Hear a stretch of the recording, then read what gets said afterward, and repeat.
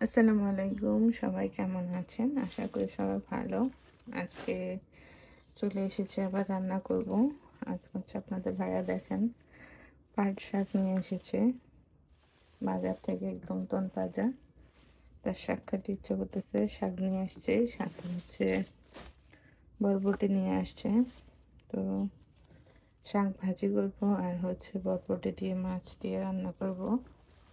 শাকগুলো কিন্তু অনেক সুন্দর, দেখেন। পাট শাক আমার খুব পছন্দ। আমাদের ফেনীতে বা আঞ্চলিকভাবে কিন্তু এটাকে হচ্ছে সবাই নাচ্চার শাক বলে, মুরব্বীরা। আমার মা দাদিদের বলতে শুনতাম নাচ্চার শাক, যদিও শুদ্ধ ভাষায় বলা হয় পাট শাক। তো আপনাদের ওখানে কে কী নামে ডাকেন? আজকে হচ্ছে বরবটি রান্না করবো, এই জন্য বরবটি কেটে নিয়েছি। বরবটি দিয়ে আলু দিয়ে মাছ দিয়ে রান্না করবো।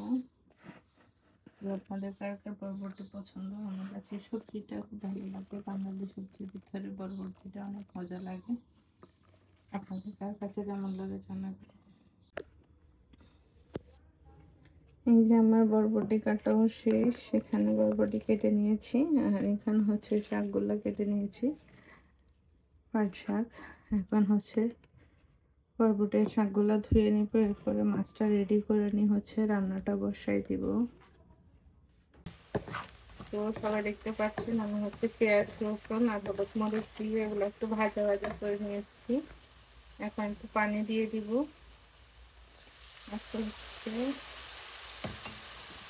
পানিটা দিয়ে দিলাম, মশলাটা একটু কষিয়ে আসছে, তারপরে হচ্ছে বরবটিগুলো দিয়ে দিব।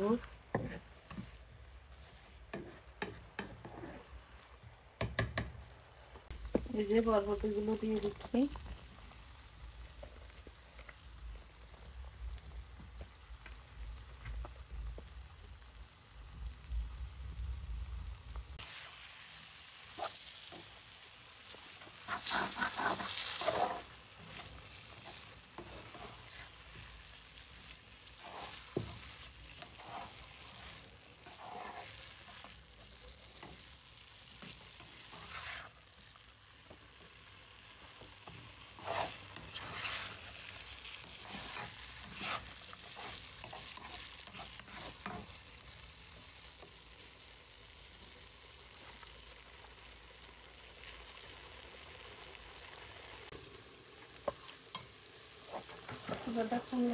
পানি দিয়ে দিব।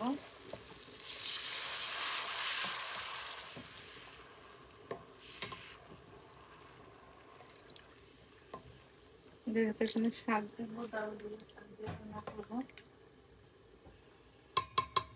একটু ঢাকনা দিয়ে দিচ্ছি।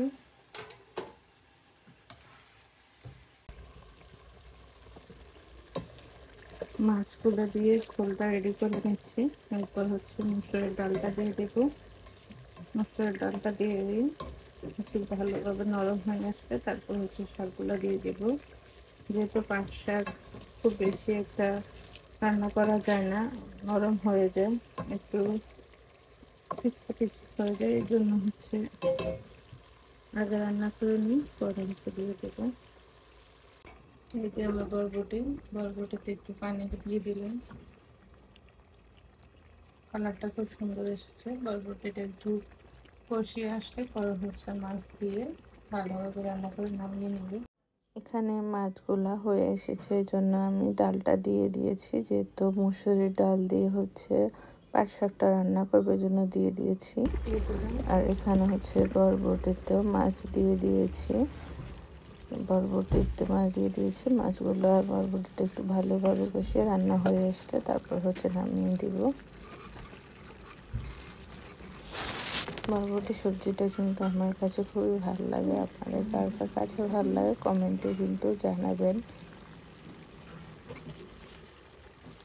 আর এখানে হচ্ছে আমি শাকগুলোকে দিয়ে দিলাম ডালের ভিতরে। এখন হচ্ছে ডালের সাথে আস্তে আস্তে নেড়ে শাকগুলোকে ভালোভাবে মিশিয়ে দিব।